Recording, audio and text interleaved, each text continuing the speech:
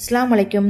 இன்றைக்கி குழுன்னு ஒரு ஹெல்த்தியான ஒரு ட்ரிங்க் தான் பார்க்க போகிறோம். அதுக்கு 1/2 கிலோ நெல்லிக்காய் எடுத்திருக்கேன். இந்த மாதிரி குட்டி குட்டியாக கட் பண்ணி எடுத்துக்கிறணும். அது மிக்ஸி ஜாரில் சேர்த்துட்டு கொஞ்சமாக சால்ட்டு சேர்த்துக்கிறோம். 1/2 டீஸ்பூன் சேர்த்தா போதும். இது கூட கொஞ்சமாக புதினா சேர்த்துக்கிறணும். 5 டேபிள் ஸ்பூன் சுகர் சேர்த்துக்கிறணும். இதை அப்படியே மிக்ஸி ஜாரில் போட்டு நல்லா நைஸாக மிக்சியில் அரைச்சி எடுத்துக்கிறணும். நாட்டு சக்கரை வேணுன்னா கூட சேர்த்துக்கலாம். இன்றைக்கி நான் சுகர் தான் சேர்த்துருக்கேன். இது எல்லாத்தையும் நல்லா ஃபில்ட்ரு பண்ணி எடுத்துகிட்டு